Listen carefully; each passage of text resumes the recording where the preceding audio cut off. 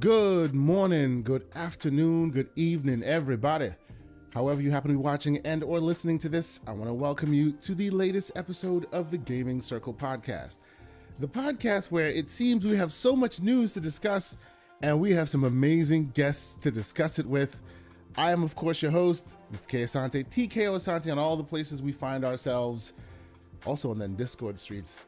And I'm, of course, joined, as always, by my brother from another mother, the man who's out here trying to get some pointers from developers, Mr. Everborn Saga. What's going on, sir? Good morning, good morning. How you doing today? I'm all right. Just,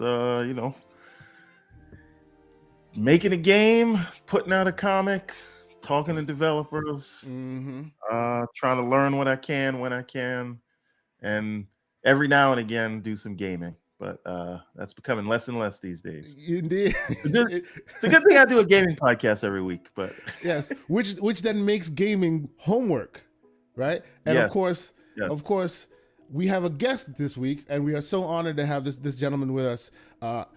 For those who know and for those who've been on the show and watched this show on a few occasions, you know that the love of games and specific titles grows organically within us. So what happened specifically with this game was, a buddy of ours put us on the idea that, hey, there's a game out there on Steam that's really, really doing some interesting things. You got to check it out. He was playing it on, I think, his Steam Deck at the time. And then I got involved. And of course, I was like, hey, Everborn, have you seen this? And he's like, well, I've already downloaded it. And he's been playing it for a couple of hours. My in-game was what? Almost 40 hours. Whereas my Steam number was 40 hours. But my in-game was about 5 hours because, yes, it is that hard of a game. Ladies and gentlemen, you guys remember how much love we threw at Cookie Cutter. We have director and artist from Cookie Cutter, Stefano, joining us. Thank you so much for being here, Stefano. Thank you for being here. How are you doing this morning, sir? Hello, beautiful people. I'm feeling great, and thank you for inviting me here. I love it here. Really cool. Really cool place. Thank you for coming. No, Thank you. This is excellent to have you here. It is amazing that we were able to reach out and you were able to hear our call and come and join us, and so we can tell you in person how much we love your game instead of just telling you over the internet how much we love your game. So no, this is great to have you here. So yes, yeah. Ladies and gentlemen, before we get started, and we're gonna get into it with Stefano. We're gonna make sure we get to know him and how he comes to the gaming industry, and then talk about the amazing game that he has put forth, and hopefully more people get to play it because I think it's getting lost in the shuffle. It needs more attention. But before we do, let me say welcome to all the fine folks that are in here. I see some folks in here already. Thank you guys for being here. Thank you for pulling up. Mr. Joanna Dark, I see you, bruh. Thank you for being here. Mr. J Mac, I see you as well. Actually, they already have super chat, so I guess I'll read those real quick before we even get started. J Mac with a $5 super chat. He says GCP emoji fund. He keeps doing that. Salute, gentlemen. Have a great show. Gray beards, we them boys. The world order is fully operational. Now, J Mac, for you, sir, what you are not aware of is the GCP fund, the emoji fund has actually been fully funded, sir. Believe it or not, we now have memberships. They are live. Those emojis are available for you. I actually see Mr. Joanna Dark first has put forth some emojis. He has joined us to become a member. So thank you, Mr. Joanna Dark. I didn't even see that. He joined before we even started the show. So we appreciate you, sir. $2 super chat from Jax82. He says, Everborn, do you have a date in mind for your game, sir? I want a playable version on Steam by the end of this year. Okay. So I want the first world. That's what there's 6 worlds. At least to the a demo game for it. Yeah. Okay. All right. That's a good benchmark. Nice. All right. I do want to say we're working on two games, right? At the same time, which is madness because I'm a madman. So we also have the Redlands game, which is based on the Redlands comic, the 2D beat 'em up, which we are just getting some.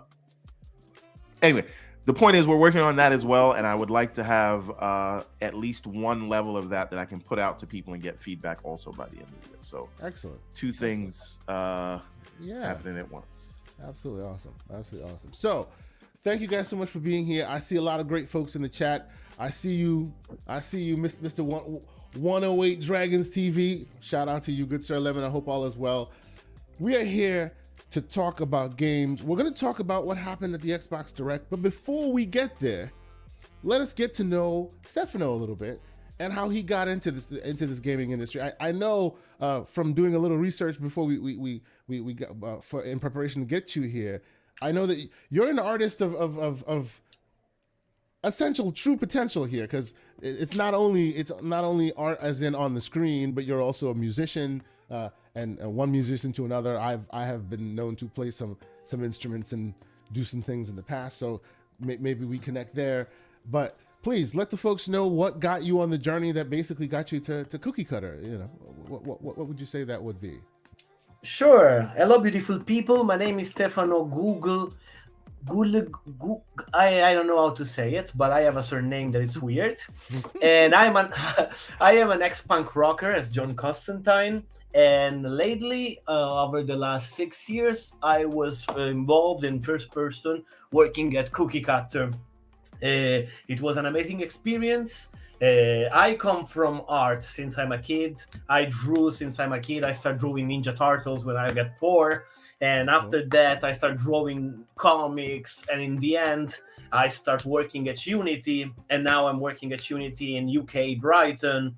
But I always had these little things in my hand, like knocking, that I had to take out a video game that it was totally mine or coming from my weird brain. And so I decided to do this. And today we're here talking with these beautiful people about it. And I'm really happy. Absolutely. So Stefano, let me ask you a question. You said you used to draw Ninja Turtles. Yeah. This is very important. Who's the best turtle? Oh no! Don't do that to him. Ooh, without even flinching. Raph, there you go. The correct answer was Mikey. But I'm gonna let you slide. See, everyone. You're wrong, but I'm gonna let you slide. It'll tell you everyone's personality. It tells you what a personality is by who your turtle is. So yours is Mikey. Stefano's is Raph. Mine is Donatello. It is what it is. I knew you were going to say Donatello. Well, he has farther range. You know what I'm saying? He has good range. You know. Let's close the live, guys. This is impossible. It's over. It's over. It's over. It's over. No, that's great. It's great to have you here. It's a question on the scene that brings you here, right? We've had a bunch of folks on from different walks of life just to speak about gaming and where they live and how it is and what's the dominant genres and styles. Italy and Brighton, which you now reside because you do that with Unity. How do you see that? And I'm sure you've been here to the States before, Miami and other places. What are the differences that you experienced in those different locations? I ask because I feel like for as long as I've been around and I have friends who are game developers as well, they say that the influence of other locations really brings forth unique styles in gaming. So what brings that to this game for you? Yeah. I think that what you say is 50% right and 50% wrong, because when I was a kid, I grew up in Sicily. That it's a beautiful place, but it's boring and there is no so many artistic inputs to allow you to create cyberpunk, futuristic world and fantasy stuff. But as a kid, I will find a little refuge in drawing those things because I was trying to escape the boring of reality. So I started being creative because of boring. But as you said, the other 50% that you said is true for me, because Brighton, for example, is really colorful. It's really friendly. It's really a party kind of city. Actually, one of the characters of the game, Puanani, one day she passed through me and I said, okay, I need to draw the girl. It was exactly the same. So yeah, that was a real influence to the game, What I can say is that for me, more open-minded, colorful, full of artist plays is more exciting in a visual inputs, Having people with colored hair, that is totally different from Sicily, where people are all old people that look at you like you're crazy. I prefer living in those parts of the world where people are more exciting, even in even just color-wise, and open-minded, for sure. Right. So that does influence the color palette of your location and your surroundings influences the games. Obviously, inevitably, it would have to, as a person who's artist first, right? Yeah, I think that if he influence me, or if he influence another artist, it will influence his art. Because artists, when artists create things, they will absorb things from reality and expel it into their things. Of course. No, I understand that. Absolutely. So, all right. So we'll get into the game itself, and you can give us some influences, and we can talk a little bit about certain aspects of it. Mr. John Wolf with a $2 super chat saying, "Cookie Cutter is amazing.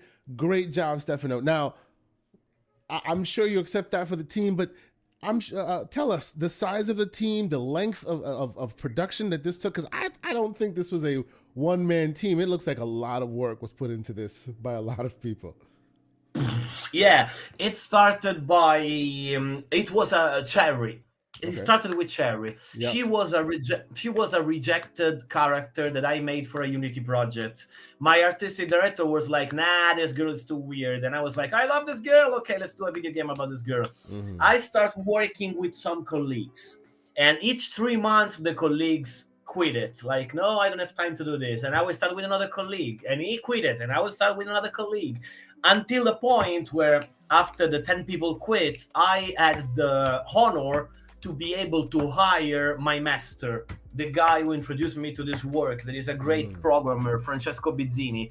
I was able to use my money to hire him, and together we made the prototype for the game. Once the prototype was accepted by publisher and we were founded for $500,000, I put 14 people in the team. And so from there, I start learning what other people in the team does. I had no idea what a producer was. I had no idea what a game designer do. I learned it on the go. I was trying to be the more precise, as attentive as ever, but I learned on the go. So yeah, we started 4 people, me, the programmer, the writer, and the audio guy, and we ended in 14. Yeah, it was really, really, really cool and really, really challenging.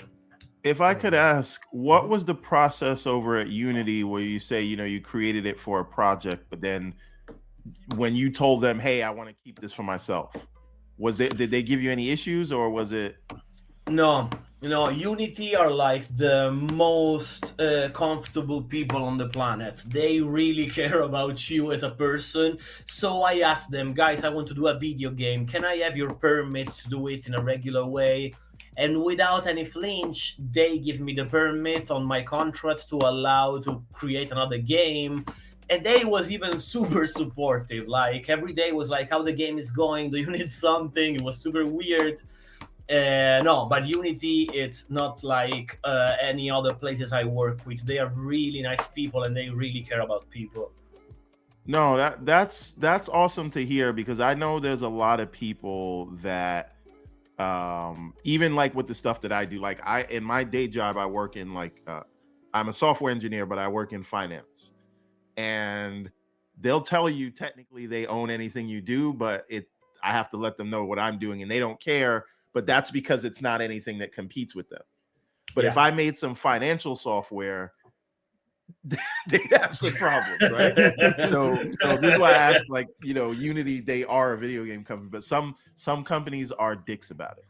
But wait a second, Unity is not a video game company. So I was not making a rival product. Unity is creating software that allows people to create video games. Yeah. If I was working for Unreal, that is a conflict. But because it's an engine against an engine. But if I'm working on a video game that is made in Unity, they were excited about it. Right now, we are in a really good relationship. They want to do a study case about the game. They want me to push with the Made with Unity product, because they're proud that we had success using Unity. So yeah, it was different, in that kind of way. No, that is awesome to hear. So before we continue, First off, Mr. J Mac, $2 super chat. He says, like and subscribe. You ain't doing ish, Graybeards. Thank you, sir. I appreciate you for the ad for the show. And oh, by the way, we are joined by developer extraordinaire himself, the OG one, Mr. Pixelbit G. Good morning, sir. How are you doing today? Good morning, sirs. I damn sure wouldn't call myself whatever word you just used. That ain't me. Oh, come on, come on. I'm in a room of rookies. I'm just a developer. These are game devs. What's good, guys? Good morning. Good morning. Good to have you here, sir. Good to have you here. I appreciate you being here. And of course, Mr. Joanna Dark, $10 super chat. Thank you for being so generous, sir. He says, "Hello, gentlemen, and your awesome guest, Stefano. I love Cookie Cutter. What games or 2D brawlers inspired you when you were making this game? Could we see Cherry in another game or genre? And oh, by the way, Cherry is better than Sonic." Oh, and before you answer, sir, the whole Sonic thing, everyone loves to come and poke sticks at Mr. Everborn because he's a huge Sonic fan. But Stefano, what do you think? What are some 2D brawlers or other genre games that inspired the making of Cookie Cutter? Okay, I will be brief. I will start with Castlevania Symphony of the Night because I'm old and that was my first Metroidvania and it's always had a special place in my heart. And for video game, another kind of video game, I will say Odin Sphere from Vanillaware. I don't know, because I have not heard that name in a long time. Odin Sphere. Oh, yeah. Yeah, because in Odin Sphere the character was all really well drawn, but they were in a really actiony kind of game. Mm-hmm. But mainly the character of Cherry comes from the punk rock music scene. I was playing punk rock when I was young, and every time I was going to a concert, there was this girl. They were called Rude Girl, and they were pissed off. They were strong, and they would kick your ass if you were annoying them. Mm-hmm. And I was so fascinated by them, And so Cherry is like that kind of girl. She's a punk rocker, and she's dressed like a waitress. You will discover in the game maybe why. Mm-hmm. But yeah, it comes from all of these things. But I will never start the game trying to copy that game or that other game. Every time that comes in the Cookie Cutter universe comes from vision that comes from music. For example, I created Poppa out of vision that I had listening to a Prodigy song. Uh-huh. This kind of stuff, that is the main.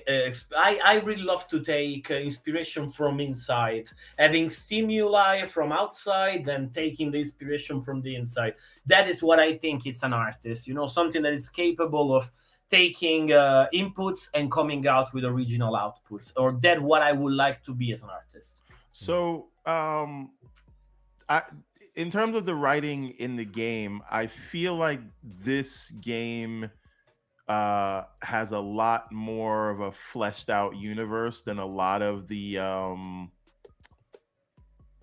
it has a lot of personality and character, right? So do you have any sort of grand designs on telling the story in other mediums? No, but I was always fascinated by narrative. I'm an incredible comic book collector, and I'm really driven by narrative, even in video game. If there is no narrative and no motivational, I lost interest in thing, even if the gameplay is amazing.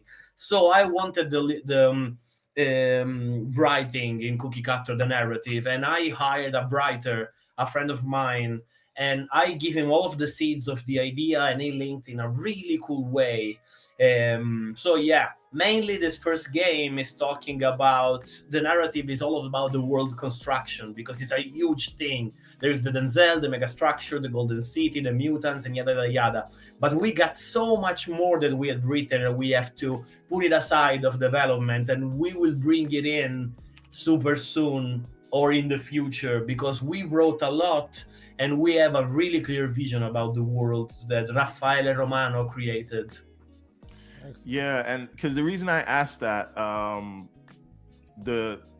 this is the game, the game world, the universe that my stuff takes place in. It just started as a game that with no real plot. It's just like beat the boss at the end and you win. And as we started working on the sequel, I started I started writing, I started putting together this world, and there was so much notes for the world. I was like, I have to turn this into a comic book. I have to turn it into a novel. I have to turn it into those other things. And basically, it's a similar story. So basically, I wrote so much that didn't make sense to be in a game, but I found it interesting. So I said, I want to turn this into another world. So we started with the comics and the novel and everything. I'm working on it. And I feel a lot of those vibes here. Like I look at this, I see this. This could very easily be a comic book world, or even a series, cartoon series, things like that. Netflix rated R for adults animated feature where it's balls to the wall and they're holding no punches. Oh yeah, I can see that. Absolutely, that'd be awesome. That would be absolutely awesome. You're right, actually. You're right, Saga. But let's see what happened first. We have a lot written out. And when you create so much, your mind starts wondering about, let's do a cartoon, let's do a comic book, let's do this, let's do that. First thing first, I want to do video games. Even if the narrative is good enough to become something more, I want to do the video game.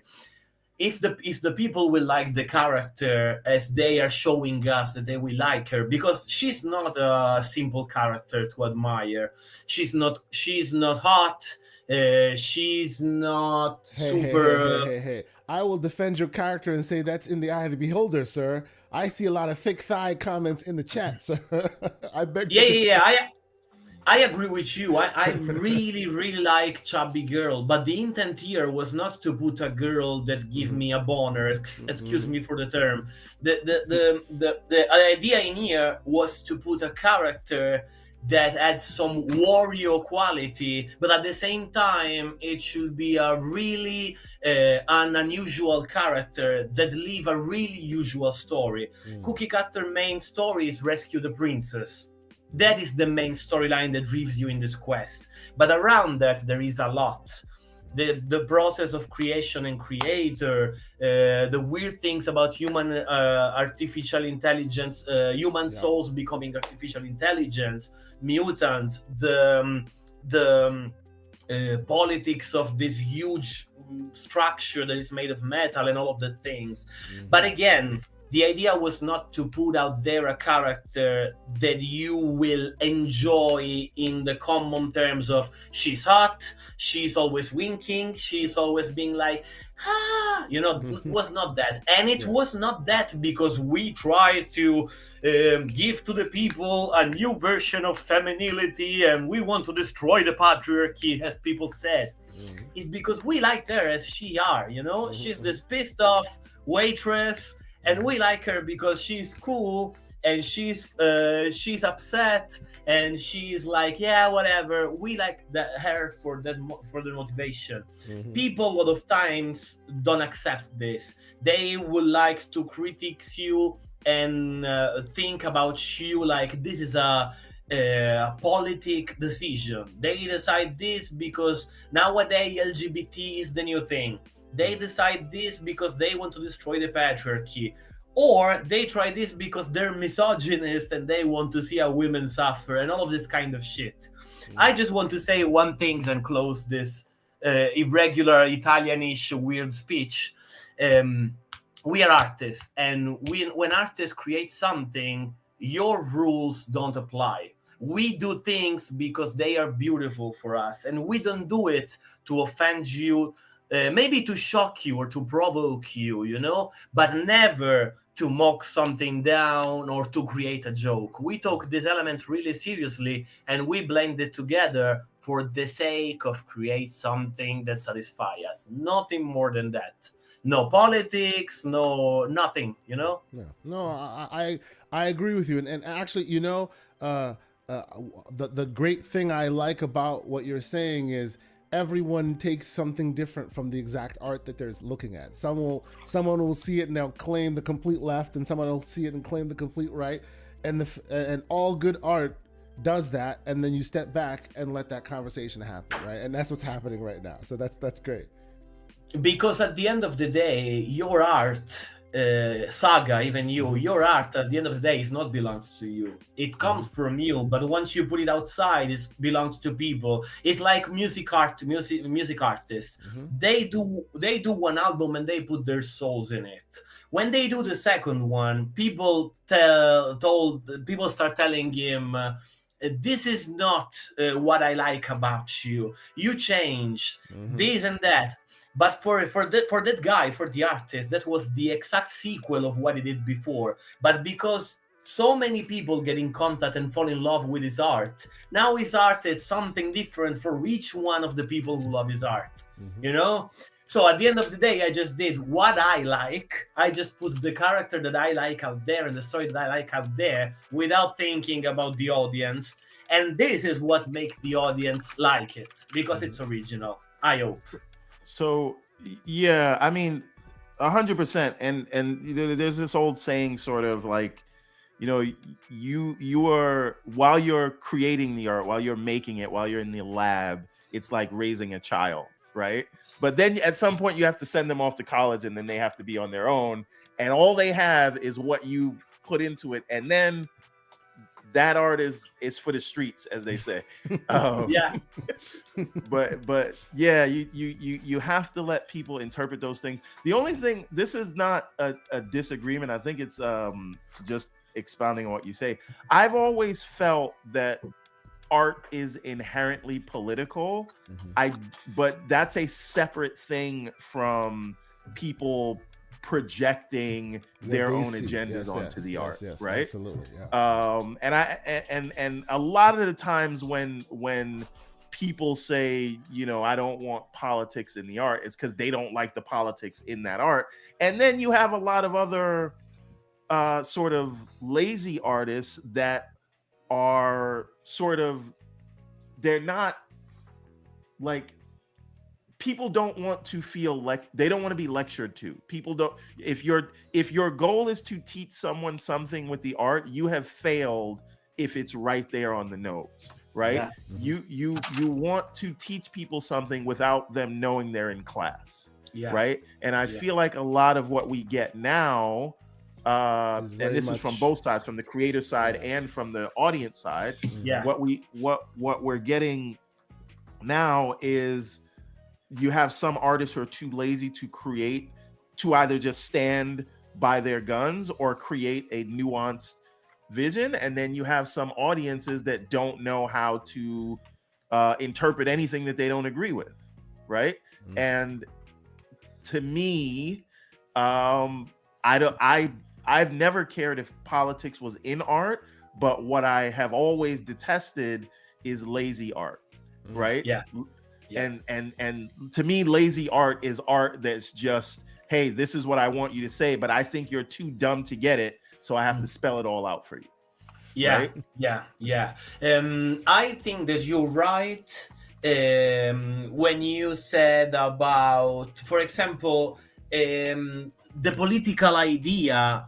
Again, there are some.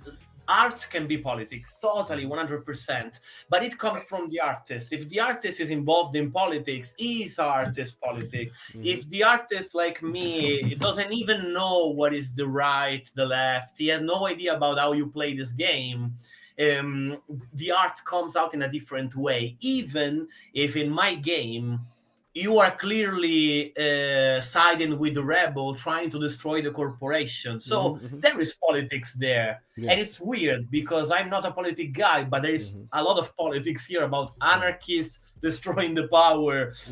So yeah, it's weird. Again, I don't think that we artists are really in control of what we're doing.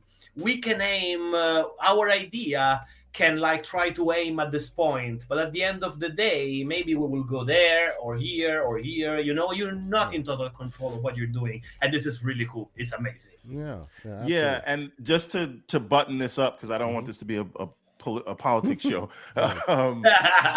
You know, I really think the issue is when the art or the audience is boiled down to a left or right or liberal or conservative view.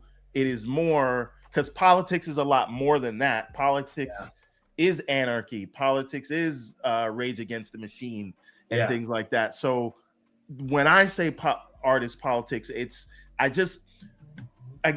so that's the lazy part of it, when either the art or the audience is just looking at things to a lens of left or right. That is lazy. That is boring. Because these things are more complex than that. But if you think about it, even a guy who's interested in politics, if he talks to you in a way that he just told you what his agenda is, I believe in this, and this. If you don't believe in this, you're stupid. That is boring too. I would like to talk with people who got an agenda, is driven by something, but knows how to talk, knows how to connect. It's not... I am an anarchist, so if you are extreme right, you're scum and I hate you. I want to talk with people. I don't care if you're left, right, up, or down. I don't fucking care. And at that point, you're all you're doing is preaching, right? Yeah. And nobody wants to go to church, right? So the thing is, Christians have now been offended. Was actually to educate, you would bring everyone in. And then they're gonna walk away, and 3 days later and be like, "Oh shit, I see things from a new perspective." But if what I start with, I'm gonna use my one right now. Okay. We get one curse per show. Go ahead. But if I walk in the door as a creator and what I start with is "fuck you," you're an idiot. Why would anyone listen to me after that? That means you're not getting to anyone but the people who already agree with you. And at that point, why are you doing that? What was the point of this exercise if all you're doing is, you know what I mean, preaching things to people who already think the way you do? Yes. When I was young, I used to do that a lot because I was an angry teenager. I was super edgy, and I was like, I hate you people. You two are too stupid. But when you grow up, you understand that if you want to provoke people, there are a long way better way to do that than just generate hate, for example. I think we're talking about philosophy in here and about human being. We are really messed up people, and human beings are really messed up in general. So this was always like this and will always be like this. And this is cool. It's cool. Again. Absolutely. The cool thing is when you find cool people where you will able to talk enough and blend things together. That is the best things you can do. So Kay, this has been another discussion about why Matrix Reloaded is the best Matrix. No, I knew he was going to connect that. I knew it. I knew he was going there. Never mind. All right. Well, okay. Before we continue, and I want to let Pixel get into some questions as well. BT Maverick 707 $2 super chat. He asked the question, and I'll ask it in a different way. What inspired the naming of the various characters and the genres? He asks, are Denzels named after Denzel Washington? Thank you. Okay, this is tough to explain because I need to think how I can tell you in a clean way. Back in time when I was a kid, I started generating Denzel in my head when I was 14. Okay, I will tell you that back in time I was smoking a lot of funny cigarettes, a lot of them. Okay. Funny cigarettes. Yes, wacky tobacco we call it. Continue. Yes. Wacky tobacco. And I was drawing a lot of comics. Back at 14, I was already generating the world of Cookie Cutter. It's a universe that I call Capitolo Zero, Chapter 0, when the Denzels with human souls are there, yada yada yada. And one day, after a big wacky yaki, I lay down to the floor drawing this character, this robot with a toy head, and I start saying, Denzel, like this, like a stupid guy. And from that moment, I said, I was playing Fallout back at time. And in Fallout, the money are the caps. Yes. And in my mind, it was the bottle caps. And in my mind, it was embedded the idea that if I can convince you that this is not a pen, but this is a yadi yadi, after 30 times that I told you, this can be a yadi yadi. That's right. Yeah.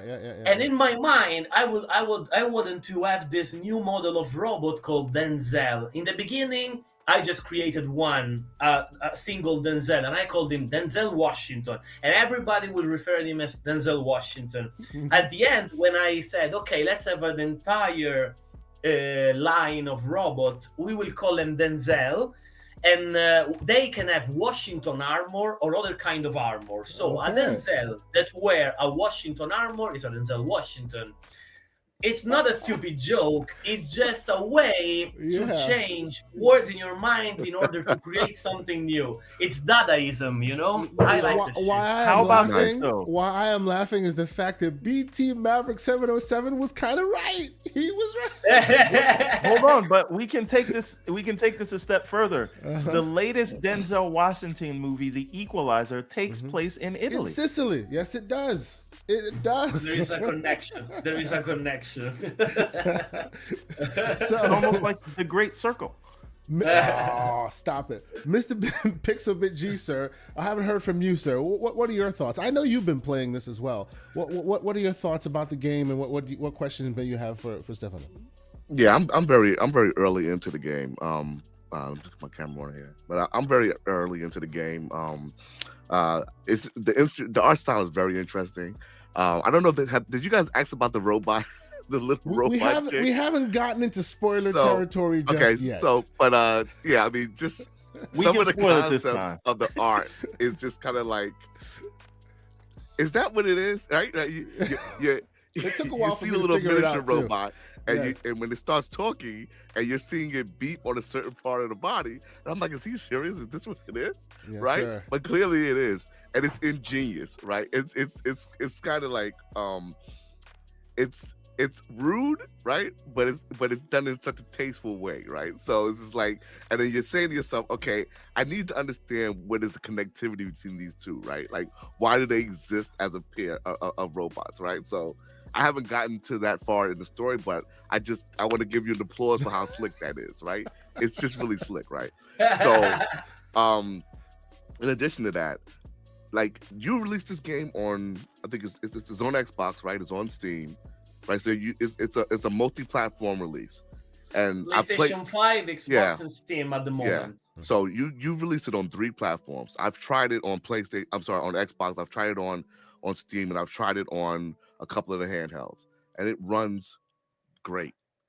So my biggest question for you has to be, like, how hard was it for you to optimize, and where did you what was your key platform? Like, what was your starting platform, right? Like, which is the base platform and which ones are the ports, because they all, like, really ran very well. So yeah, could you give us some information on that, and just, like, maybe the amount of time that it takes to optimize from the lead platform to the other ones. I think that'd be interesting. Okay, I will tell you 3 things super fast. The first one about Regina, because you start with Regina. I grew up watching a cartoon called Ranma. Ranma was a really weird and sexualized cartoon when the main character got a malediction, got a curse, and with hot water is a boy, but when he gets bathed in cold water, he becomes a girl.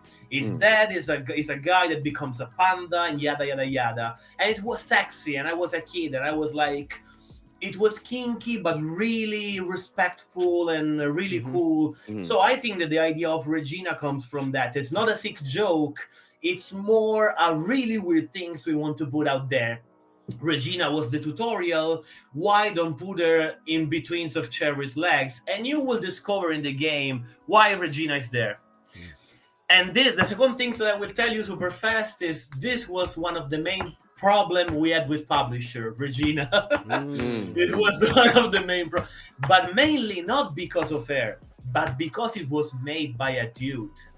They were like, this is weird. If you were a team of girls, but you're a dude and you're drawing this is weird for us. And I'm like, okay, screw you guys. I don't want this. By the way, this is it. About the port thing, we started developing the game on PC, just on PC.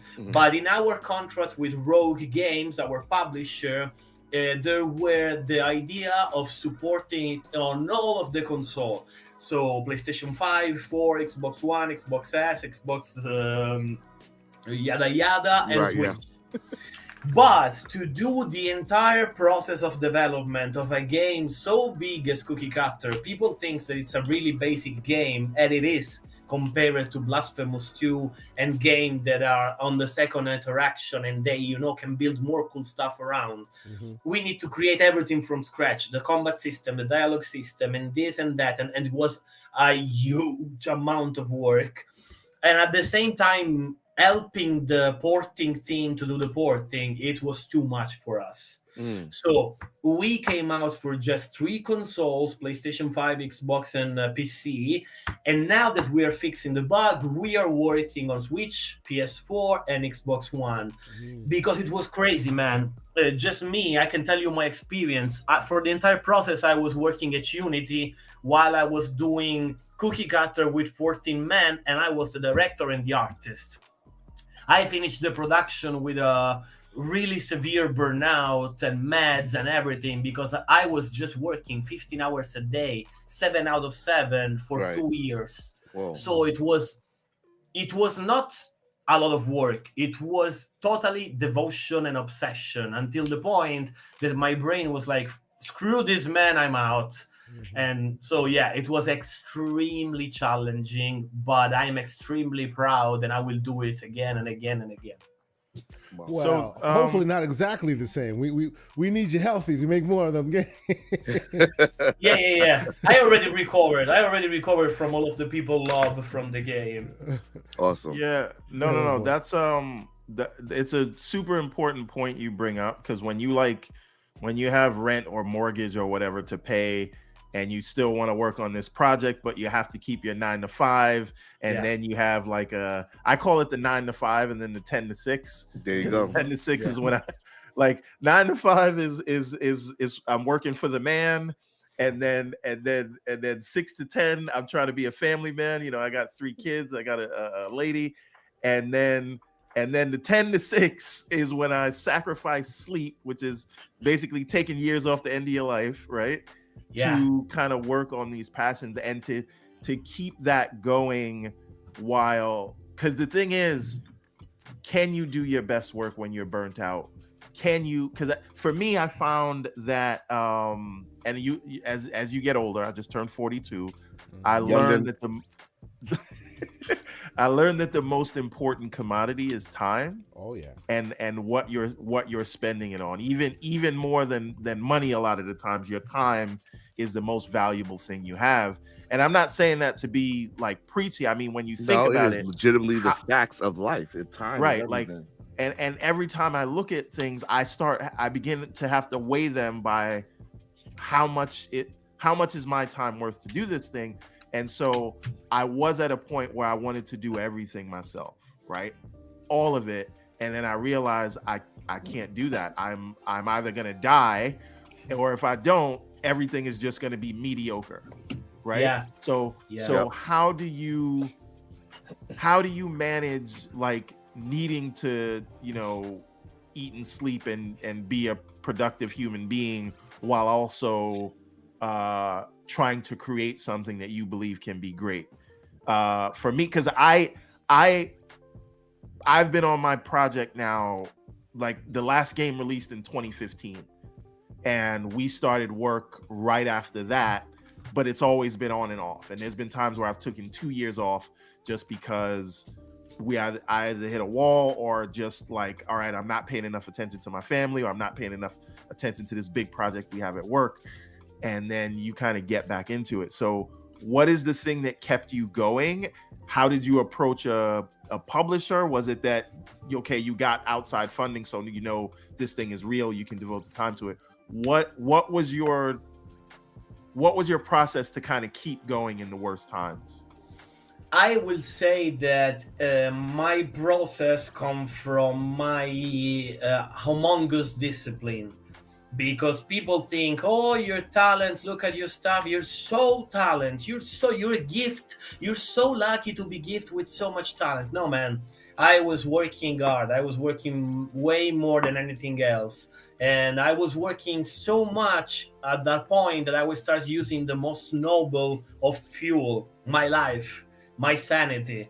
until a point where I start romanticize it. Like, yeah, I will do crunch every day. I don't care because I want to be an artist. At that point, I start having problem with my wife because I was always here working, and I adore my wife, Yes. you know. And that is like I'm using all my time in here. We don't go to vacation, we don't go out, we don't do nothing because I'm here working and I'm miserable. And you need to suck me while I'm miserable. And so she was incredibly supportive until for this true destructive process, you know. That it was insane. It was sick. And at the end, she noticed that I was start being sick, and she was the one helping me to recover. And so, yeah, it was the same. I was driven by this fire. Even if I was sick, I was always on top of everything. I was always super excited by everything. Even if I was sick, I was excited. I have this mania.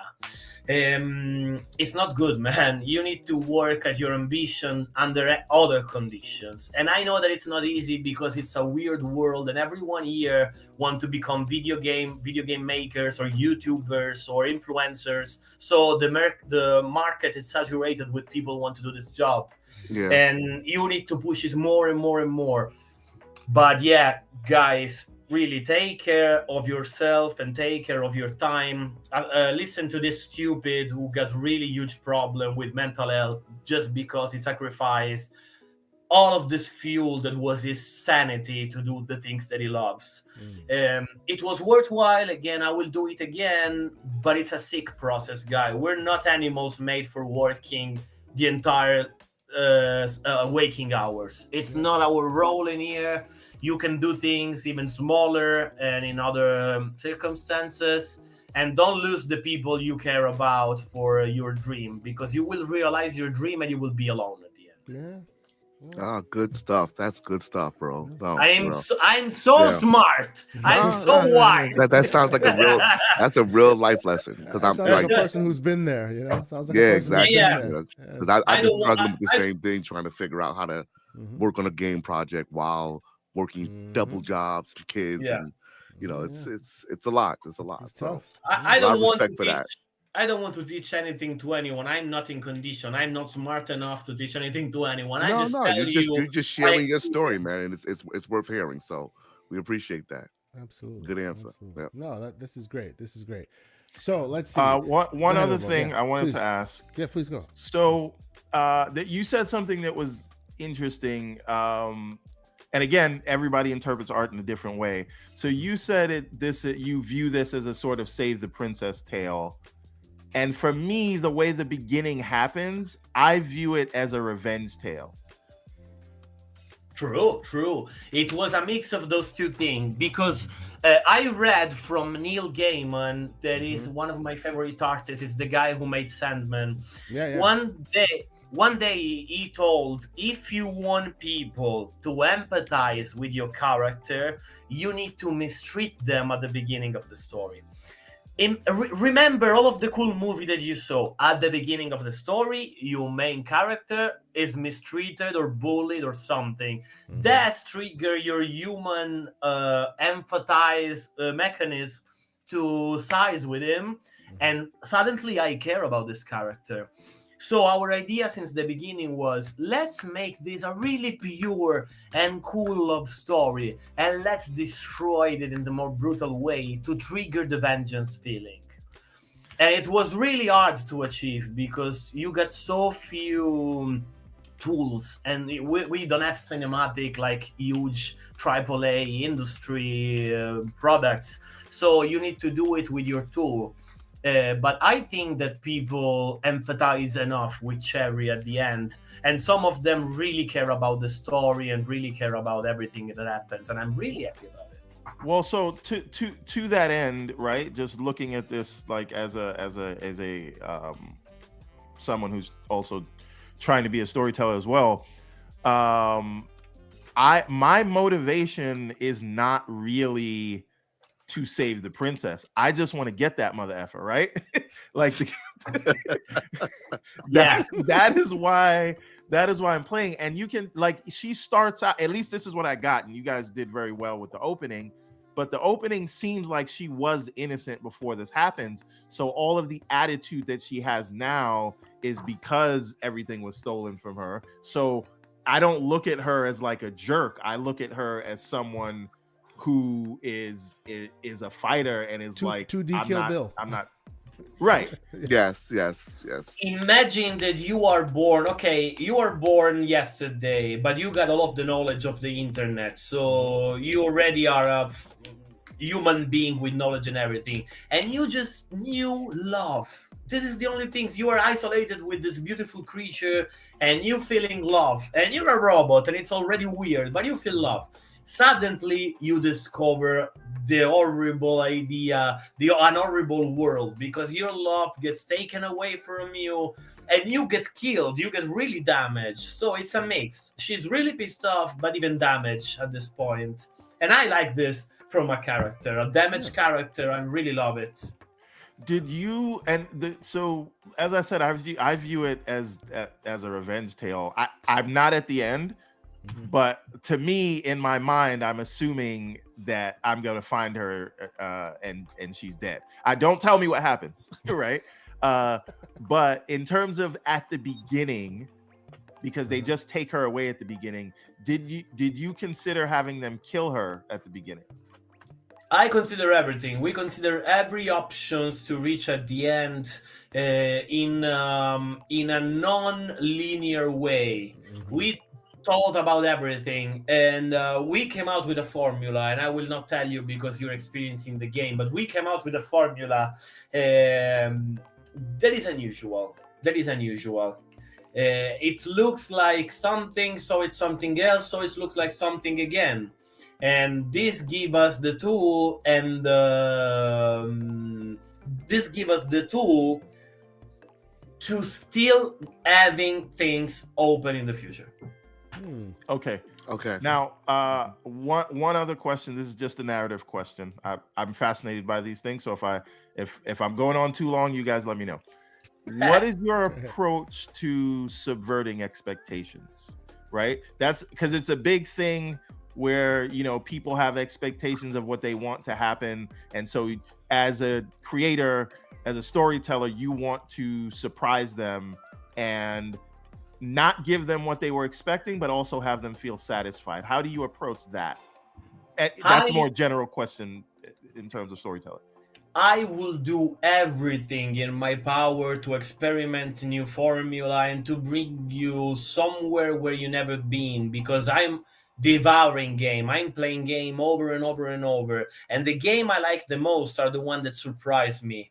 Because I'm so used to this RPG formula, I'm so used to this open world formula, that when you give me something weird like that game, Catherine totally blew my mind. It's a stupid puzzle game. It's a stupid puzzle game. And I was so addicted to it because it was new for me, you know? So I'm not talented. We are not talented as that studio, but we took all of the weird decision in order to bring you somewhere else, or at least in order to bring you on a place that is not common as the other place you're visiting in other game. Otherwise, I should have done a pixel art Metroidvania with Dark Souls like, or you know, using that formula was really safe, with a lot of weapons and stuff like that, with the knight, and with a lot of mysterious enemy called with really weird name like the Guardian of the White. You know, See, I still don't know what to do with the finger. I don't know what to do with the finger. I'm sorry. I don't know. Furry fingers, terrifying furry fingers. It's creepy as fuck, but okay. But what are this? And I loved it. I'm not mocking down Souls game. I love Souls game. But if I have the chance to do my product, I will try to give you something like a good that narrative. is pineapple mixed with tomato, mixed with cranberries, mixed with ink. I don't know. I was almost about to say that sounds like my kind of pizza, but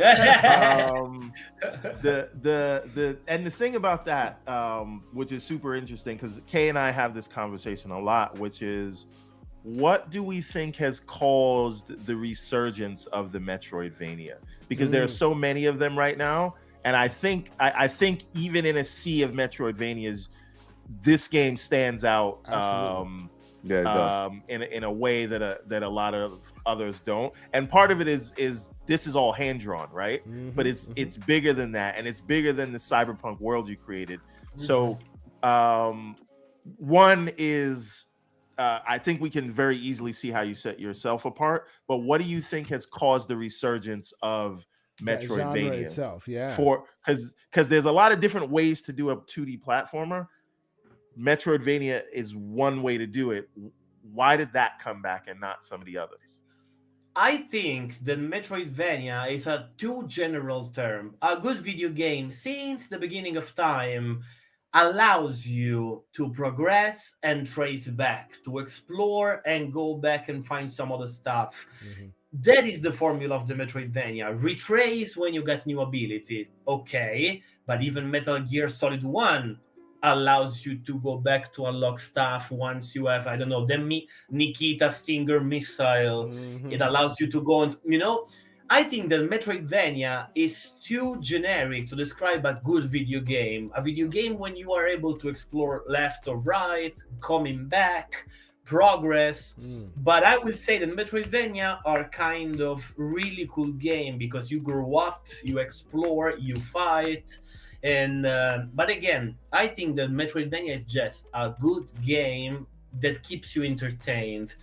This to answer your second question. To answer your first question about my game standing out, our game standing out, is because that was the idea since the beginning. We don't want to be better than anyone else. We don't want to be worse than anyone else. We just want to be different. In that way, if we keep doing things in our way, with time, production after production, we risk to becoming able to become good at this, are doing things in our way. And at that point, we will be unstoppable because we will create product full of originality, full of personality. And that is what I like. I would like to become a video game author, something that is coming out and have a signature, someone that is coming out and have something to say, and it's weird as F, and it's cool, and it's full of attitude. I love attitude. I don't care about really technical music, and I love metal. I love punk rock because give me the good things. I just want to dance. I don't care about the technical stuff. That is my... And the same is Cookie Cutter. It's so rough in some of these aspects, but at the same time, it's so groovy, I think. Yeah, absolutely. Yeah. Go ahead, just a sort of game design question.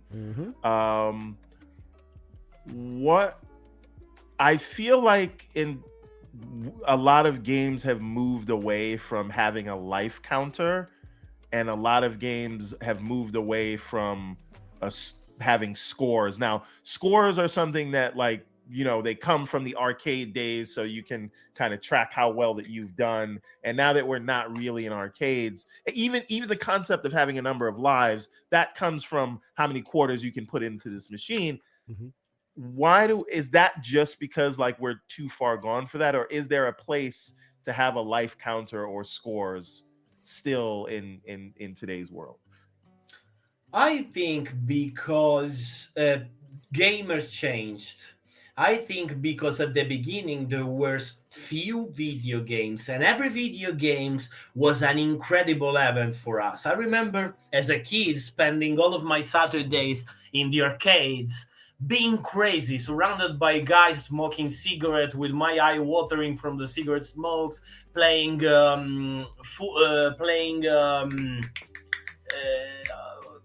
Metal Slug, playing Tekken, playing this and that. And back at time, video game was really an event. Now that more video game is there, it's useless to bring the formula of you got 7 lives, if you die, you start from the beginning. We already had 20 years of playing this kind of game. We already experienced that. Let's move away from that. Let's remove that from video game. Okay, what's more? Scores. Scores are really an arcade mechanism. It was even implemented in games that have an online feature that makes you having a score and confront it with other player. But even that, at the end, it works for some things and it works not for some other things. Lately, Fortnite brings back the score. people playing online to be the best one in the entire world. There is score even in Fortnite if you think about it. But common games move out of that. I think it's just trend. It's like in music. The synth is cool now. Now the electric guitar is cool. Now the synth is cool again, and we love rap again. Later we will be super metal again. I don't know. It's the people music taste that flows. Yeah. I'm happy to report though. See that what you described as going to the arcade and having the guy smoking the cigarette and playing the game and having like he's like a god and he has that super high score and then you just want to get a fraction of what you can do. I was in 2017, I was in Japan in Akihabara. That's like the anime town there. You still have that like grown 40, 50-year-old men smoking the cigarettes with the glasses, playing a straight up Street Fighter 2 Turbo or like a Powerpuff Girls game and sweaty as hell, smoking the cigarettes. And I'm like, this is it. This is like I was back in 1992. Okay. So time machine. No, I'm telling you, if go there, it is still exactly like we remember in those days. I will go. I will definitely go. And my wife will hate it, but I will love it. So, ladies and gentlemen, I will pause the festivities for a moment and say thank you guys for continuing to watch and for being here. Hit the like button if you haven't done so. Consider subscribing. We now have members. So if you want to be a member, check out the plethora of options we give you there. Let's talk them through the memberships. You want to go all that way? Okay. Why not? This is the first time we introduced it. It won't take too long. It won't take too long. I guess I have to pull it up. Right. See, pull them up. Talk them through it. We can move on, but we should do that before because this is the first time we're going live since we got. Yes, it is the first time we're going live. We got to pay the bills. He says. All right. So, Pixelbit G ain't cheap. That man's time is money. His time is money. See, now Pixel's make me sound like I'm a hooker or some shit, bro. What's going on? Now Pixel's gonna be like, I'm supposed to get paid now, right? Hold on. So as everybody wanted to know, we now have members. We have memberships available on our channel. Thank you guys so much for your memberships and for those who have chosen to be part of our memberships. So we have various tiers for you to join. Obviously, the first one being the one that gives you the emojis and things like that, which is your standard fare. Which what's that called again? That is the Missionary Gamer. That is the Missionary Gamer tier. Shout out to John. Yes. So Stefano, if you haven't been here a lot, the Missionary Gamer is the gamer that chooses one platform and just sticks with that. He's monogamous, right? Probably likes the missionary position, which I feel like people crap on the missionary position. It's still very good. It's an oldie, but a goodie. Okay, sorry, we won't do that. Continue. But that's the Missionary Gamer. Our good friend. Also, he is the host of the other show on this channel, which is Gamers Playground. John Wolf. That he has coined that phrase. He has coined that term. We have to give him 2 cents every time someone says Missionary Gamer.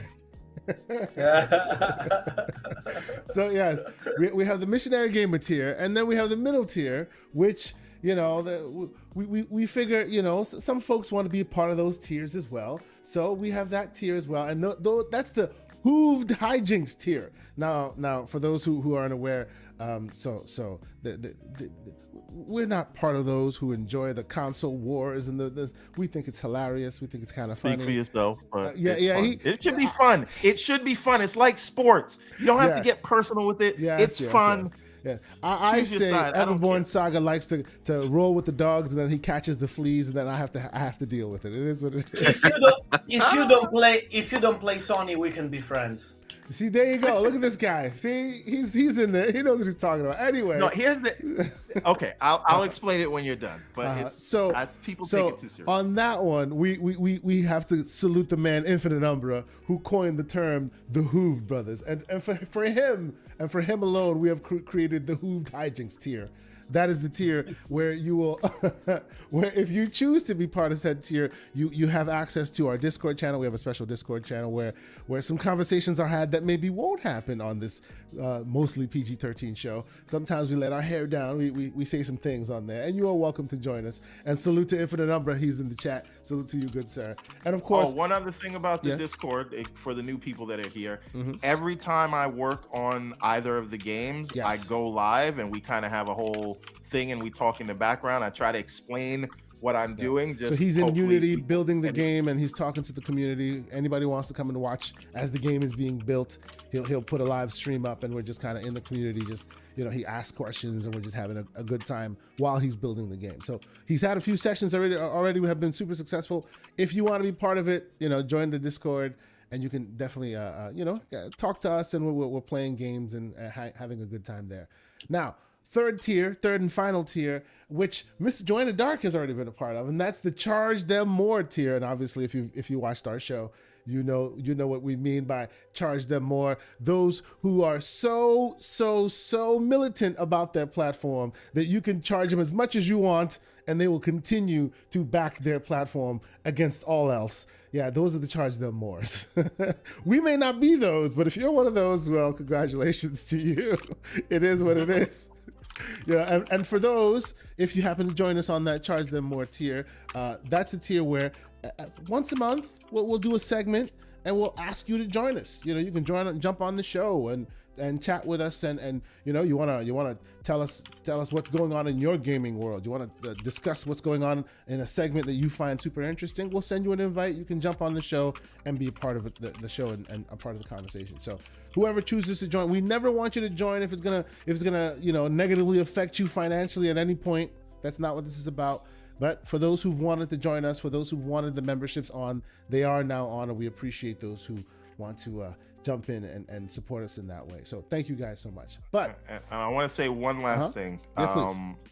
The reason I do the go live stuff, and half the time we go live, I don't know what I'm doing, and I'm just trying to figure it out on the go. Because it's really like a 3-man team at this point. There's the animator, there is the artist, and then there's me as the director and coder. But I believe that there are so many tools available right now that almost anyone can make a game, even if you don't know how to code, even if you're not an artist. The tools are there, or the people are there to do it. And I want to, as much as I can, at least demystify it or get the mental block away from people that this is something that I can't do. Because what we're talking about is people who have been gaming for 30 and 40 years. They know what a good game is. Yep. And if you know what a good game is, chances are you can make one. And at the end of the day, even if you never release that thing, I think just knowing what the process is like helps the discourse a lot more. Yeah. So that's why I do it, and that's why I want. Shut up, Everborn. Stop calling me out. I don't appreciate that. I'm just saying. And by I definition, built a few games, never released it. Stop. By definition, you born without know how to do nothing. You need to learn everything step by step. Right. You need to suck. Right. So yeah, what you it's not a problem that you are not good in doing video games. You never did it, and you need to learn. Absolutely, if you want. Yep. And everybody can. If you love this environment and you love these games so much, then when those times are tough, you will cut through it because you love these games and you know how it works. So yes, that's one thing that Everborn has been on that I always champion with him. You know, we should demystify the you know, there are rock stars in gaming. Obviously, we have a rock star with us. We appreciate you being here. But everyone can speak that language if they so try, and more people should try, I think. So that's awesome. So we will move on. Oh, before we do, I will say people are already taking us up on our offer. J Mac has joined us at the Hooved Hijinks tier. Thank you, Jay. We appreciate you, sir. Thank you so much. And Hargeet Chani has joined us as the Charge Them More tier.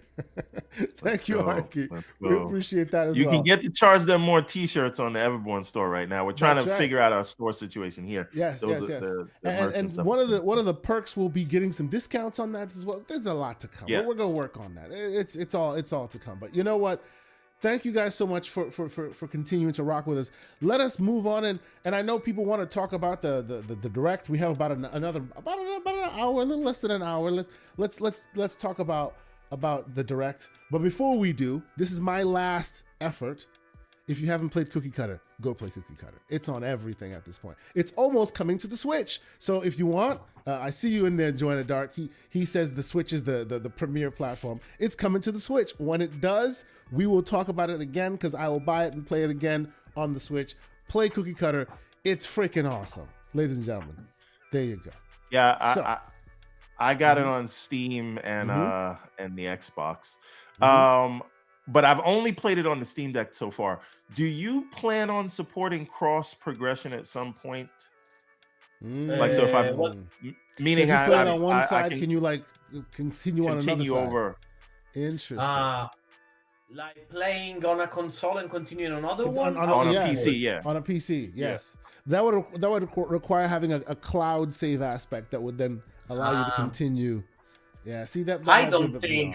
Yeah. I don't think we are too small as a team to build those features. I would like to focus as we are right now in giving you more things. In a couple of months, I will give you a free pack with a lot of cool stuff. There will be video before the boss fights with really cool animation that I'm doing.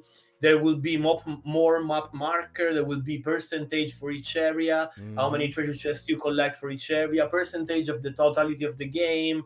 And combo counter. We saw combo counters on the tweets there. I was like, oh, when is that going to come? I can't wait for that. Yeah. Oh, yeah. I prefer doing that. I would love to finish the vision that we had for the game and we didn't able to achieve at the release. I would love to give you more fun, more things, and maybe later the plan, but we're just brainstorming here. I don't know if it's doable. I will continue the story from, I will continue doing things. I will continue doing things from there, you know? Let's see. So right now, I'm just brainstorming. On that note, how much of the team like retains after a big like release? Is Cherry Games still 14 people, or does it come down because you have a release and it's how does that work?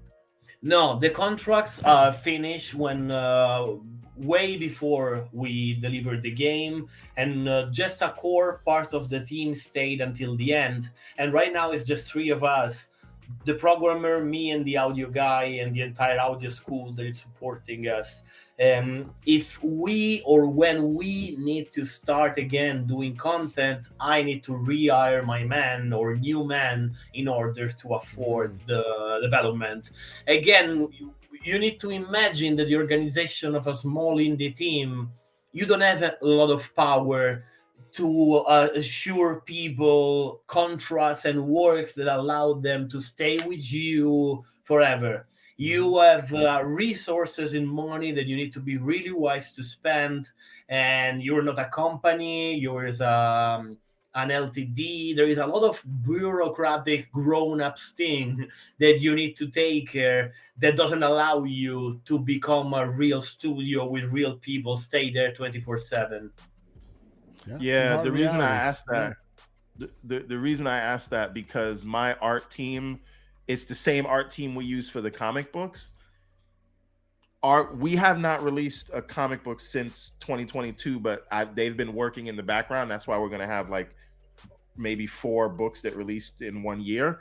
But I have to keep them working because I'm always worried about, well, if they get another big project, if they get another full-time thing, I mean, they're still doing other things. Like, I don't like own their time, but I have to keep them doing something on this project, because if they take another one, I could lose them, and then I'm dead in the water. I got to change my whole art style or that kind of thing. So that's why I asked, are there certain people that you have to keep them on doing something just because you don't want to risk losing them?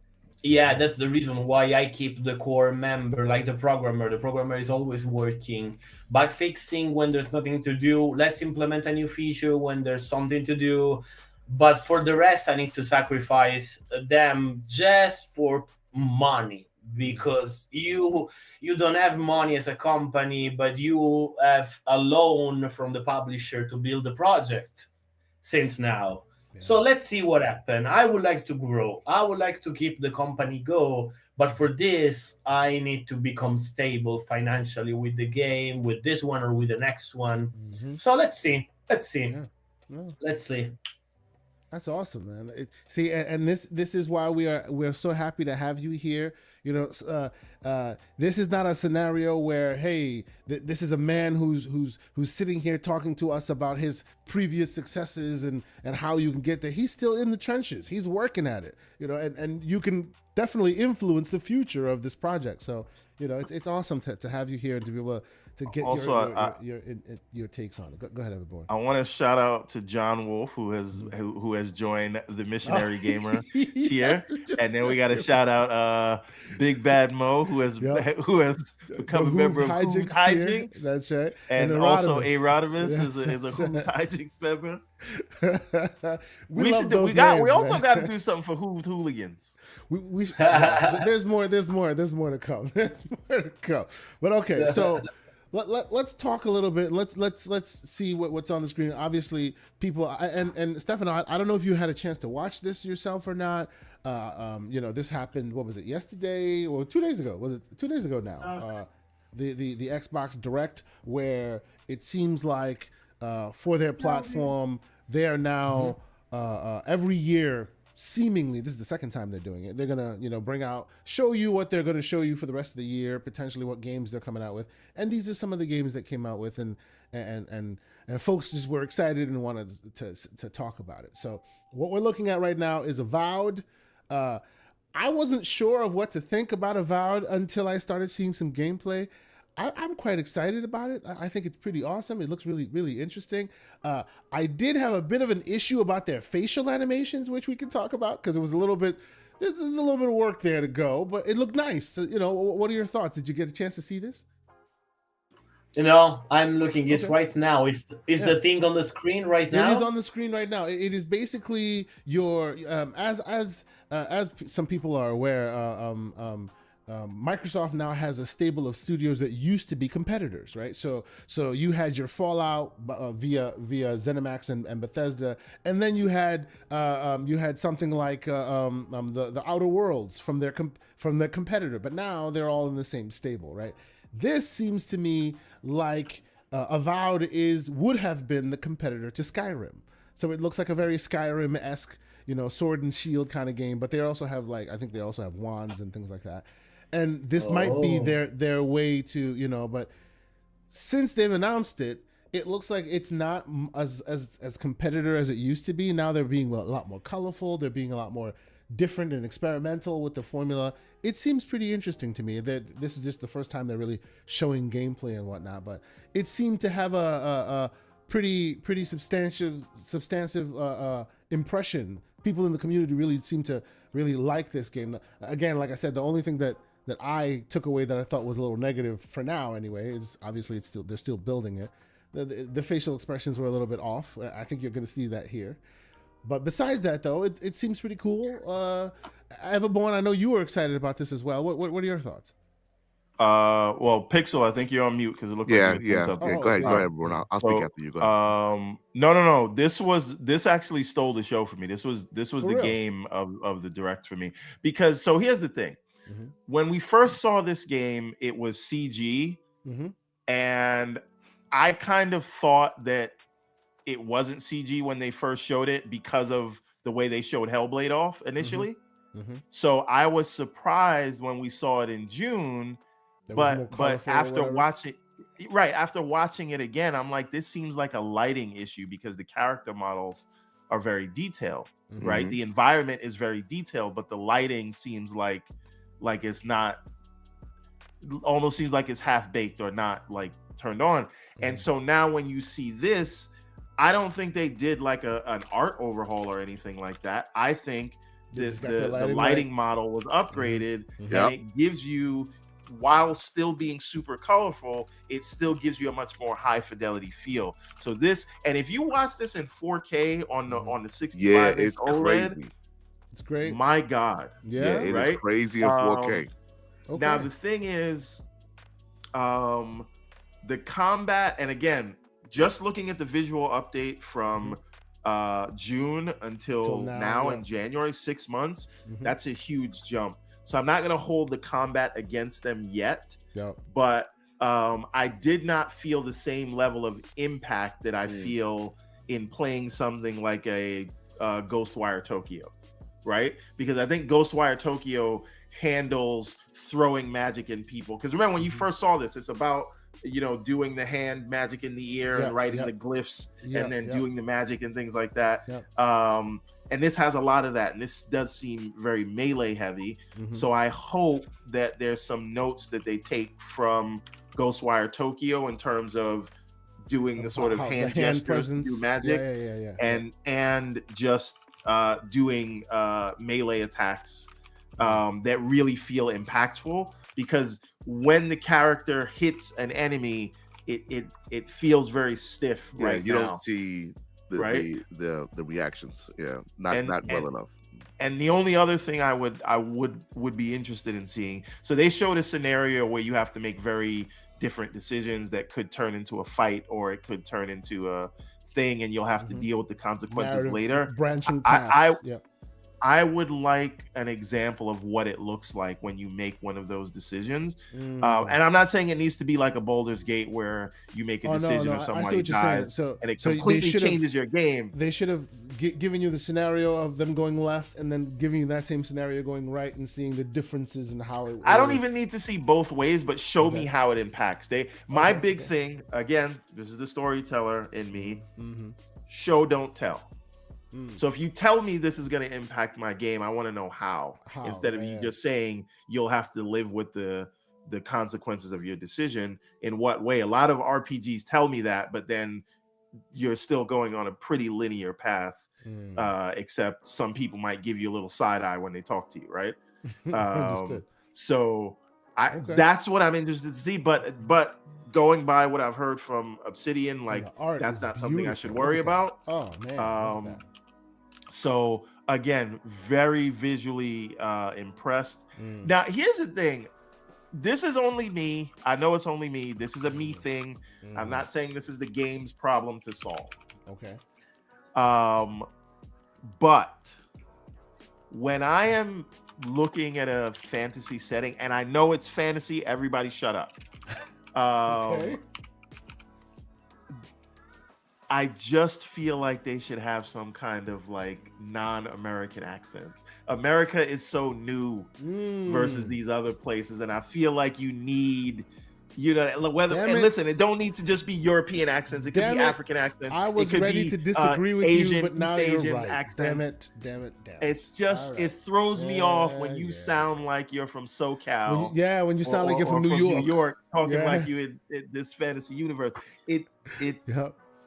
You've been trained to only respect the European accent. I said no. I said it could be African.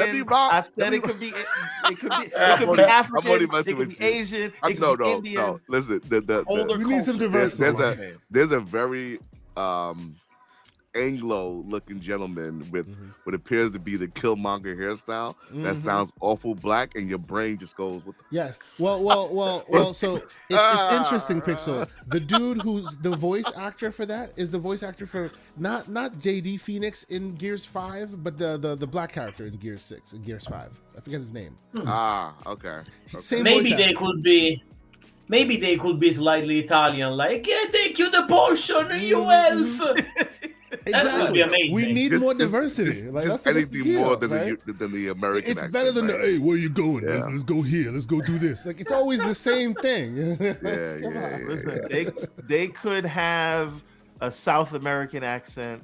They could have an East Indian accent. Let's care. Bring some diversity in there. Yes. It's just America is like 400 or 500 years old. Yep. When you think fantasy, you think, I know it's not real, but you think thousands of years ago. The accents, it's not a big deal. It's a good catch. So it does throw you off. So my take on it though, so Kay said that you didn't like the facial animations. I thought the animations are actually really good. Yeah, I don't have no issue with the way their mouths sink and their eyes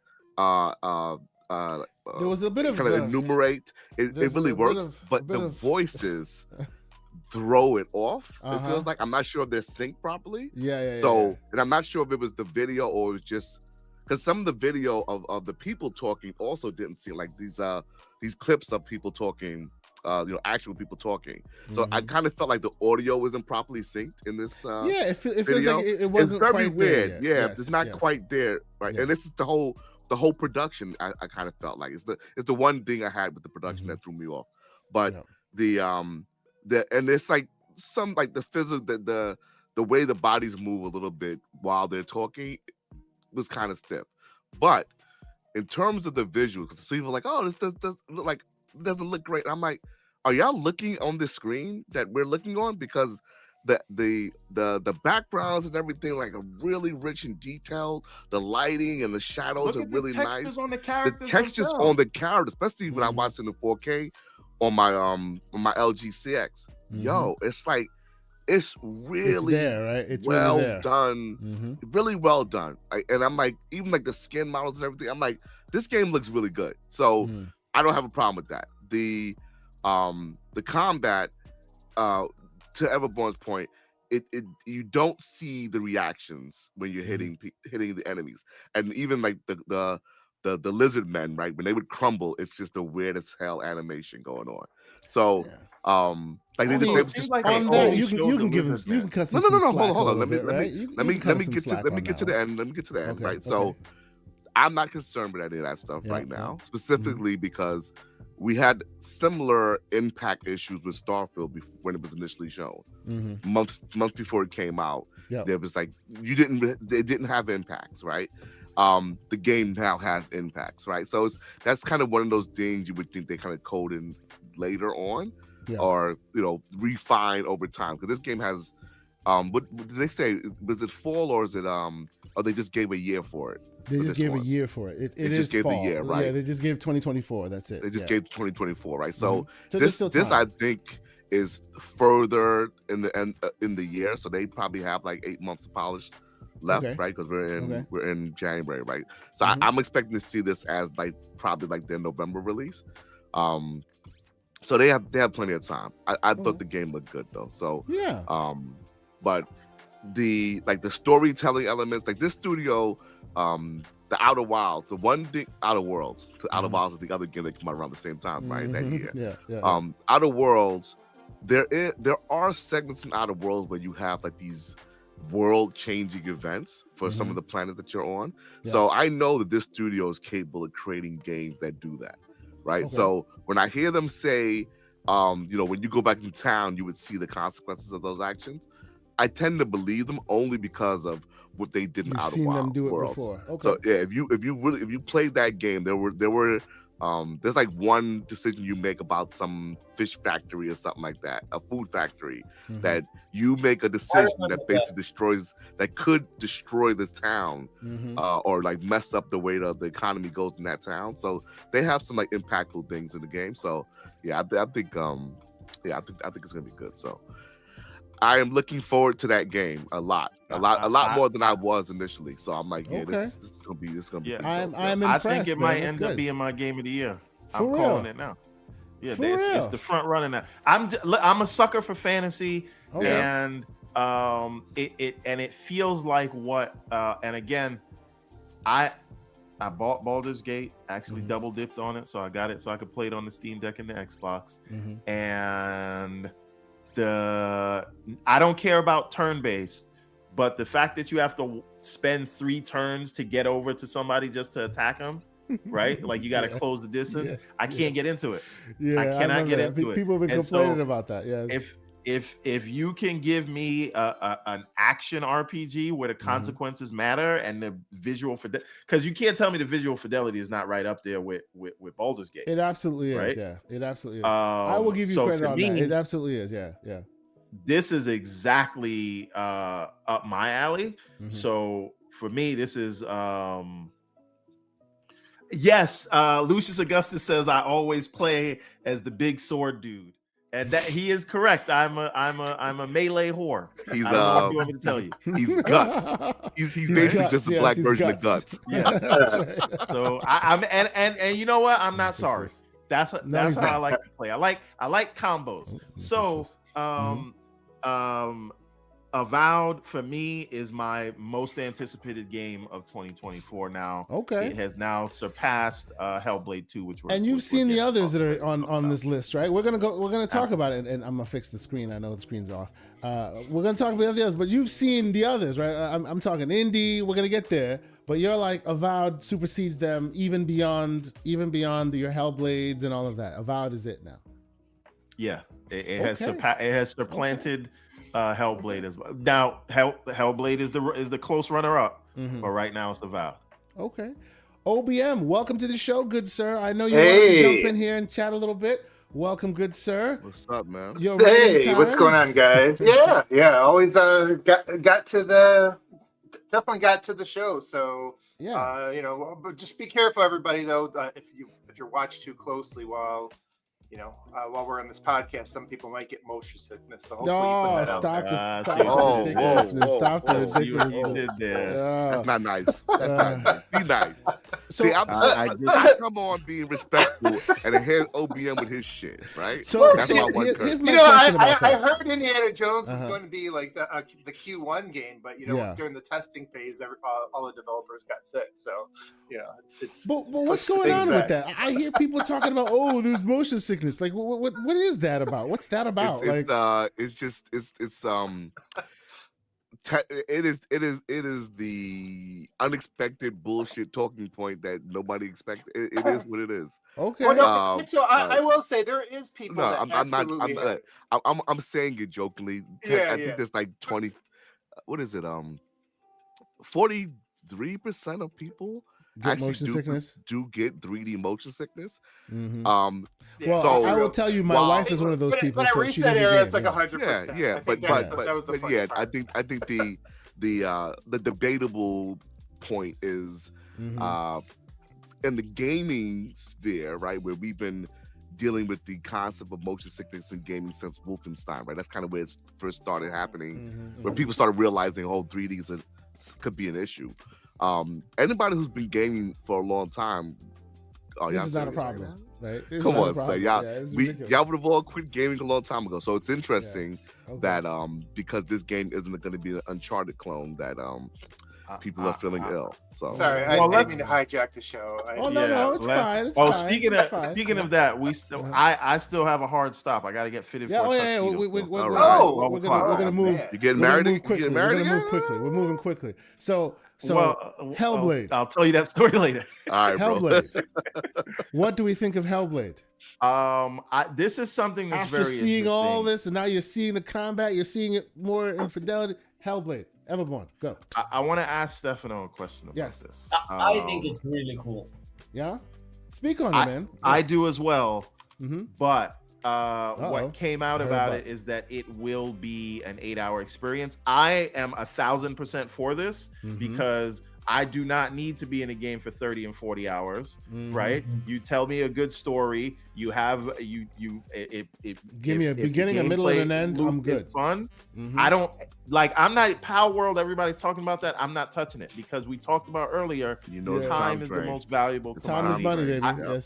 I got a comic book to produce. I got a wife to have sex with. I have a video game to make. I got kids I got to drive to school. I do not have time to be in a game forever. I'm fine with 8 hours. My question is this potentially an answer for skyrocketing budgets in video games while still being able to keep the high level of fidelity and production value? Just say, hey, let's limit the amount of content, but turn up the quality and have a shorter, more focused experiences. I would love that. Yeah. I would love that if they would like to invest in this way. As you said, you got less time than before, and if a story is good in 8 hours, I'm totally in. Last short story that I really loved was Stray, It was 7 hours of game, and I loved it. Yeah. 10 hours and it's gone, and it's like, yeah, I want more. And that was the most beautiful experience. Instead of having a longer game that is like, oh no, another area, no, please. Yeah, and it's like for me to get into a show on Netflix, if I see it has like 6 seasons and they're all 13 episodes, I don't know if I want to get into that. But you see a nice little 8-episode season, you only got 1 or 2 seasons, I'm right there with you. Think about it. Yeah. No, it's a good point. Well, it's a good point. And isn't that the kind of the cool thing? Because like because there was a time back in gaming, like going back to 360, and generations before that, is you got a chance to try out, experience a lot of different, genres and games and art styles, and you could fit all that into your time budget. These days, it's like everybody, in the AAA scene wants you to be the only game that they're going to play for, months. And but here's the problem with that. OBM, just one thing. Yeah. The problem with that is, if you want, what are they actually gaining by having you be the only game that life, when there's no sort of monetary there's no monetization. Right, there's no monetization to speak of. So what is really the purpose of having me play this one game for 30 hours if you're not going to try? I'm not saying charge me more, but I'm saying that's just not what your business model I think that's the needle you just thread there, sir. Charge me more is what you just said. No. I'm saying, what is the purpose of a game that has no microtransactions to be 30 or 40 hours? So I can answer it, like from a business perspective.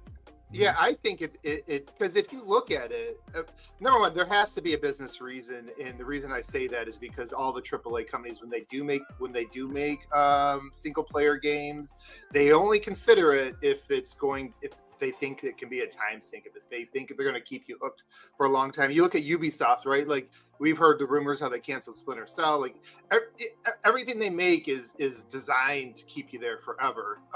And you saw Sony is trying to go bigger. Their executives were telling us before the generation that was their goal, was to go bigger. If anybody's played Ragnarok and they played God of War 2018, you can definitely feel the bloat. Is that the right word to say? Yeah. I'm not here to cause too many issues. But, same with Last of Us 2. Like, Last of Us 1, I thought had some of the best pacing for, like, a single-player action-adventure. Last of Us 2 was the opposite in pacing to me. But it's because, to justify the $70, I think that's number one. I think in the consumer's mind, these days, they don't want to pay $70 for something that's over in 10 hours a lot of times. It's hard. I think it's a hard proposition to because if you look at the top sales, like, all of them are open world, they're big games. The other aspect is, I think that big games that do have high engagement cycles, it keeps the zeitgeist going a lot longer. So if a new game comes out, like, you remember when Elden Ring came out, I mean, we were talking about for like months, right? Like, it was like still discovering stuff. And it's still at the top of the most played list, which encourages more people to buy it. Now, I think what's cool, and go back to Hellblade, I like the idea of, I can take in somebody's, some developer's vision, experience, what they're trying to do, and the developer themselves don't feel like they got to figure out how to pad this out. Like, I don't have to figure out how I'm going to put a bunch of, bloat in here or a bunch of side stuff that doesn't really add to the and they're experience. Not charging you $70, which is the standard. I think that needs to be, we kind of need to applaud charging what a game they feel is worth, and and not trying to pretend the game is somehow worth less, right? One of the greatest games I played last year was Vampire Survivor. Right, and it was not an expensive game, but it was brilliant in scale, right? And because it was charged at such a decent price, you doubled and triple dipped on it, right? Because it's like, hey, this is great. I want it on every device. They gave you 15 DLCs. You bought all of them because they're all like $5 a piece. And I purchased every single one on every device I had, right? So, even people who game like a lot, right? There's only so many games you can play that are massive. And I think Microsoft is making a smart decision by saying, hey, some games are going to be big, some games are going to be smaller. Yeah. But it doesn't change the quality of the game in the least. I don't particularly I'm not a big story driven narrative walking sim nonsense player, right? It's just not my kind of game. But I do like those games for a certain amount of time, right? So like a TLLU is too long for me because I want to be in the combat. I don't want to listen to you. I don't care about your story like that, right?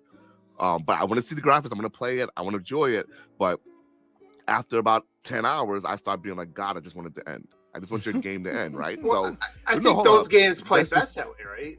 Like, because you think about like if you do a Netflix binge, it's usually 10-hour binge, right? Like, it's So like I think that's good pacing for that. Yeah. So there's like a good breaking point for the number of hours in those kind of games for me, because to me they're not as combat. Oh, they're not as gameplay heavy or focused as like just a game that has a great game loop that all you're playing is the game loop, right?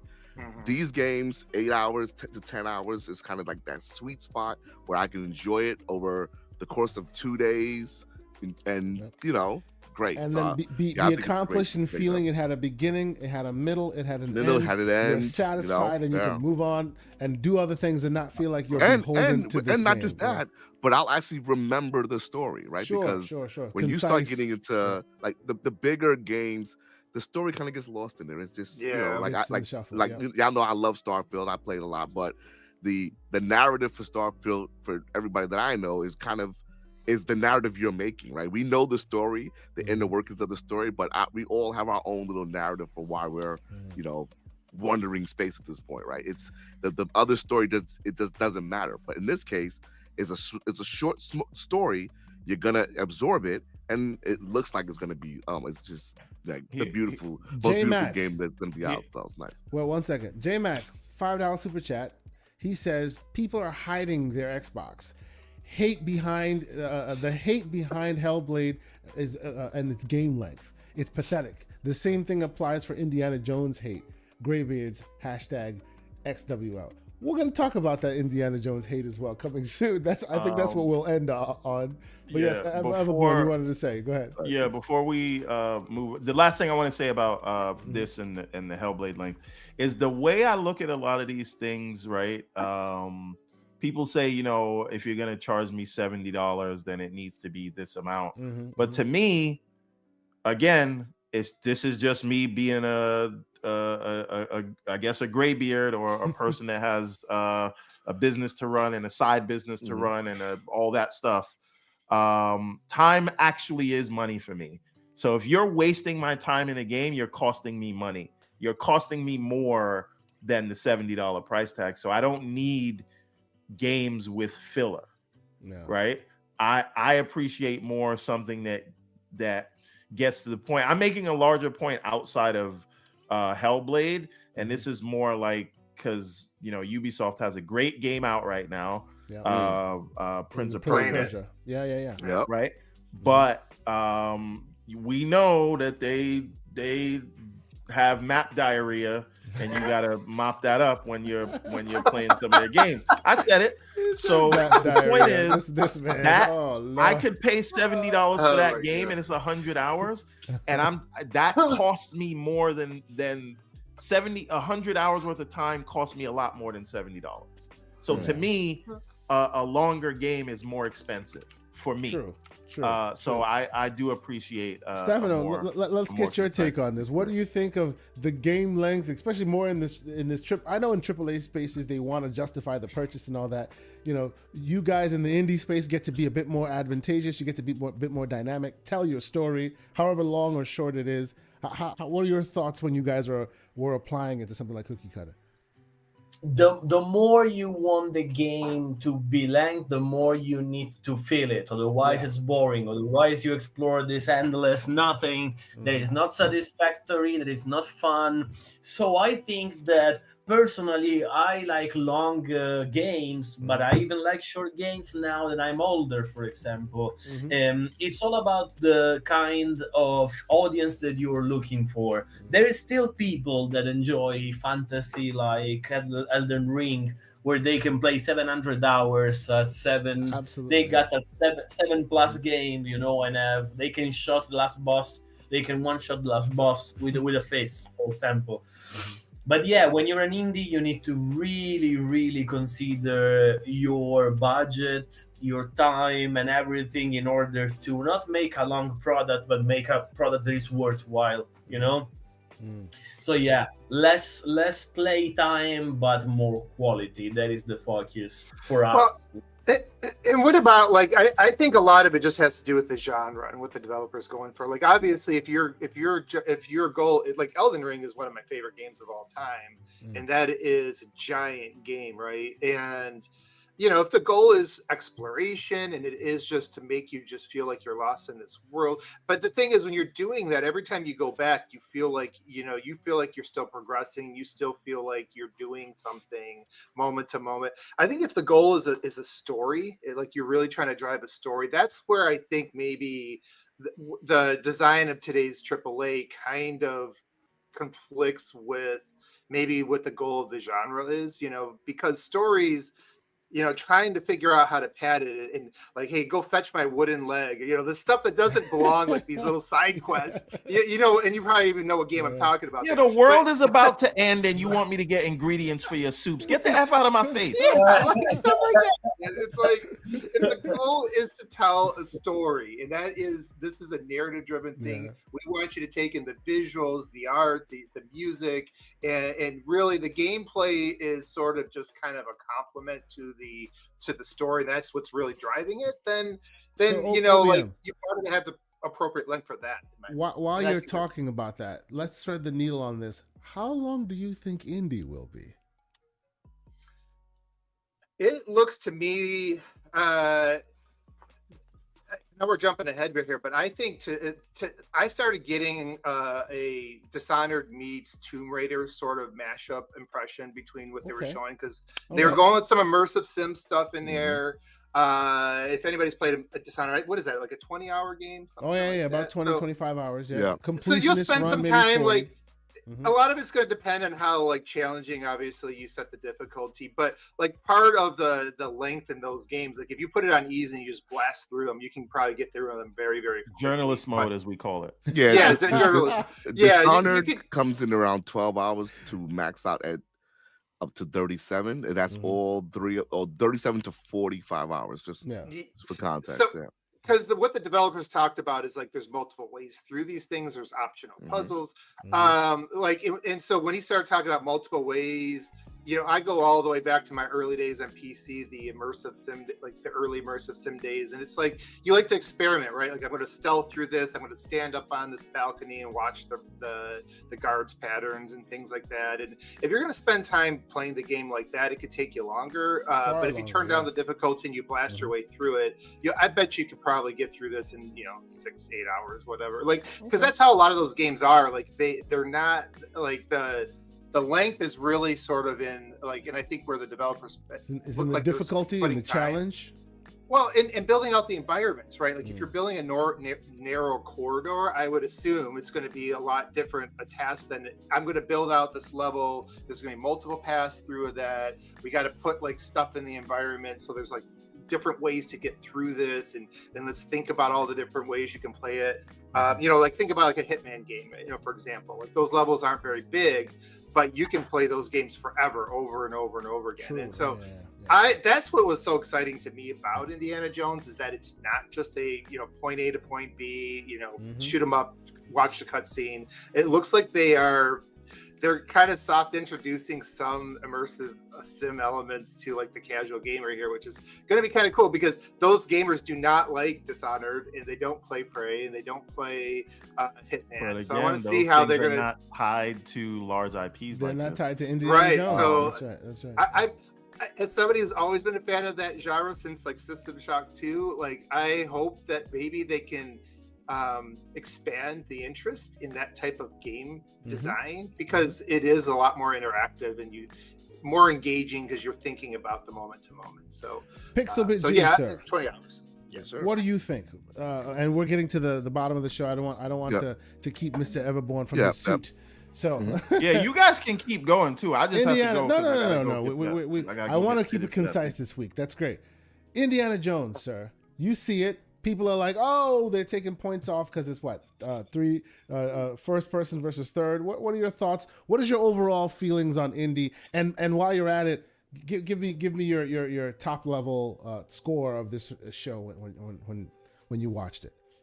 So I had already said, and in our previous conversations, right? I thought this was going to be a first person game, right? I had no illusion in my mind that this studio was going to make a Uncharted or Tomb Raider clone, because it wouldn't make any sense to do that, right? You already have two great franchises that basically are cribbed from Indiana Jones' character, right? Yes, like yes. Those two characters wouldn't exist without Indiana Jones, right? Yep. So it would be hard for a studio making an actual Indiana Jones game to make a third-person game, because it's going to easily be compared to those, right? So I personally like the idea that it was going to be first person, and then they showed, it's a first person game. I did not expect for them to have like these little miniature immersive sim elements in it, but then you go back and think about the actual Indiana Jones movie and remember that this guy he's not a running gunner killer, right? This guy is he's a scientist, he's a professor, he does puzzles, and every now and again he put hands on you, right? He's very situational, right? But his first inclination isn't to get into a shootout with a bunch of people. That's not who he is. He is a soldier of fortune, right? Yeah. So seeing that they're focusing on using your brain, they say that and they say it in the direct, right? That he's thinking his way through situations. So they're giving you all these options to think your way through a situation. You don't always have to use a gun. You have your whip. You can use like things in the environment, right? Great. Those to me are great ideas. Then there's like a heavy focus on puzzle. The reason back in the days I used to love the original Tomb Raider games is because they had crazy puzzles. Yeah, very had focus on puzzles, really heavy environmental puzzles. Not some nonsense where you're like push a crate, right? Actual environmental puzzles. This game looks like it's going to be focused on environmental puzzles. Yeah. And for me, environmental puzzles work best in first person. Yeah. And I get that from my Myth days, right? From those old school days of playing real Greybeard, right? Yeah, hey, let me just ask you a question real quick, Pixel. Everbone, you will have a chance to tell me your thoughts, because I know you have a 6 problem. minutes. Yeah, let him rock. Go ahead. Do you think that Shia LaBeouf will be a side character with you, telling you how to do the puzzles? That's terrible. That's terrible. What are you doing? I was thinking about that. I hope not too. Don't do that, man. Don't do that. Hey, they're optional. Actually, I was going to say that because a bunch of them are optional, like the developer said, they can actually go as hardcore as they want with those. True, you don't have to have puzzles, baby's first puzzle, because it's in the way of the story, right? That's what happens with a lot of games. I hope that they do not go the route of the heavy hand holding with the puzzles. Yeah. Like which we've come to know. Just do a well-designed environmental puzzle and give people clues in the environment that they can find on their own to beat the game. Do not tell me, hey, if you look at that, don't do that. Wait, if only somebody had an axe that could freeze that thing over there, we could get please don't do that, right? So, I've heard your personal opinions on some of these things. What is your top of the dome opinion on So I was expecting it to be third person, but what I treat video games the way I treat movies, which is I have my expectations, but then once you give me the product, I check that at the door and I judge it based on what you're giving me and not what I wanted you to do. As you should. Right? There you go. Because I think a lot of people that are upset about this, they just don't have a vision, and so they like, oh, I have an Indiana Jones reference. It's Uncharted.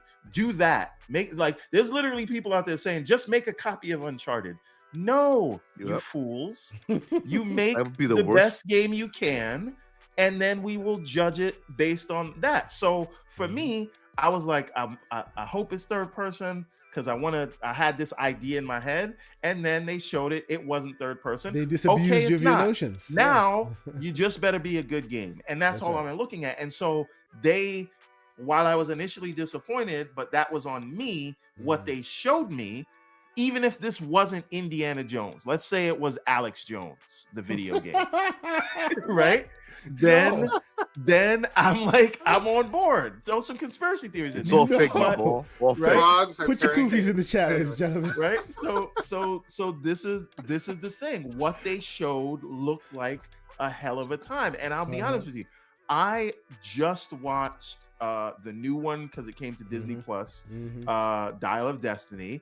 And after we saw how bad that was, it wasn't that bad. It wasn't as bad as the last one, but after my kids like that, and I was like, kids, you have no taste. Let me show you a real movie. And then we went back to the 1981 Raiders of the Lost Ark, and I was like, this is how you do a movie, right? And so Indiana Jones is very fresh in my mind, and this to me seems like more of an Indiana Jones story than the last 2 or 3 movies they did. So I'm 100% on board with this. My only concern about this game is not motion sickness. It is that I am wondering if it will or will not slip out of this year. But on that note, gentlemen, I have to go. He's out. Outro. I gotta run. Stefano, I just DM'd you. Look in the Twitter or X or whatever you call it these days. I want to pick your brain about some things, and if we'll talk about it in the DM. But thank you so much for coming to the show. I'm a huge fan. I'm a huge fan of the game. I'm taking a lot of inspiration from what you're doing. I love the journey. I empathize with it. Fellow creator, fellow storyteller, fellow artist. Keep doing what you're doing. I cannot wait to see what you do next and where Cookie Cutter goes and whatever things you dream up. Pixelbit G, thank you for coming here. OBM, K Asante, thank you so much, everybody. I gotta run. I gotta go get fitted for Tux. I'm sorry, I gotta go. The show was an 8.5 out of 10. I saw 4 out of 5 games that I'm super excited for. I will be buying and playing all of those games on day one, and super excited. So that's my things for the show. And don't get motion sickness. And I want since I got 30 seconds left. Keep going. My Xbox brethren. And I'm quoting Hollywood Rules because he was talking to King David yesterday. Okay. You don't realize it right now, but this is the win.